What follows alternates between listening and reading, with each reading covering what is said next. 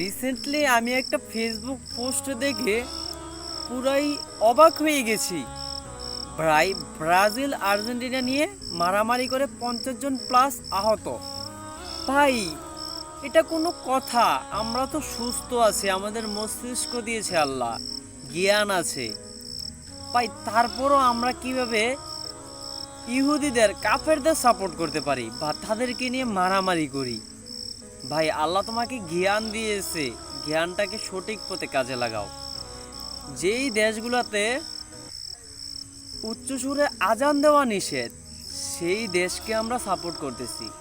যেই দেশে আমাদের রাসূলদেরকে অবমাননা করে, তারা আমাদেরকে সাপোর্ট করে না বা আমাদের ইসলামকে সাপোর্ট করে না, আমরা তাদেরকে কিভাবে বলি যে হৃদয়ে আর্জেন্টিনা, হৃদয়ে ব্রাজিল? ভাই, আল্লাহ তোমাকে মস্তিষ্ক দিয়েছে, মস্তিষ্কটাকে ভালোভাবে কাজে লাগাও। ভাই, ব্রাজিল আর্জেন্টিনা নিয়ে শুধু শুধু মারামারি করো, কিন্তু দিন শেষে দেখবে তারা ভালো রয়ে গেছে।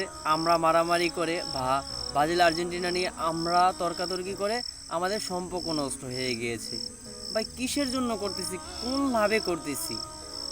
ভাই, আজ থেকে নিজের বিবেককে প্রশ্ন করো। যে দেশে ইসলামকে সাপোর্ট করে না, সেই দেশকে আমরা কিভাবে সাপোর্ট করি বা তাদেরকে কিভাবে বলি যে হৃদয়ে আর্জেন্টিনা, হৃদয়ে ব্রাজিল? হৃদয়ে তো শুধু আল্লাহর নাম থাকবে এবং রাসূলের নাম থাকবে। সত্য পথে, সত্যের পথে নিজের জ্ঞানকে কাজে লাগাও, ইনশাল্লাহ শেষটা তোমার ভালো হবে। আর হ্যাঁ, ভিডিওটা যদি কারো খারাপ লাগে তাহলে কিন্তু ক্ষমা করে দিও। একটু হলে ভেবে দেখো যে আর্জেন্টিনা, ব্রাজিল আমাদের কিন্তু ইসলামকে সাপোর্ট করে না, আমরা তাদেরকে কিভাবে সাপোর্ট করি।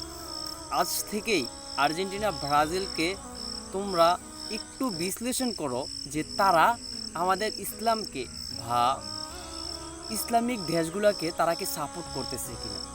সো তোমাদের কাছে অনুরোধ রইল, ব্রাজিল আর্জেন্টিনাকে নিয়ে একটু হলেও বিশ্লেষণ করো, তারা আমাদেরকে কতটুকু সাপোর্ট করে বা আমাদের ইসলামকে কতটুকু সাপোর্ট করে। সো ভিডিওটা এই পর্যন্তই। ভিডিওটা যদি কারো কাছে খারাপ লাগে ক্ষমা করে দিও, আর যদি ভালো লাগে অবভিয়াসলি লাইক, কমেন্ট এবং শেয়ার করে দিও, কারণ অন্যদেরকে দেখারও সুযোগ করে দিও।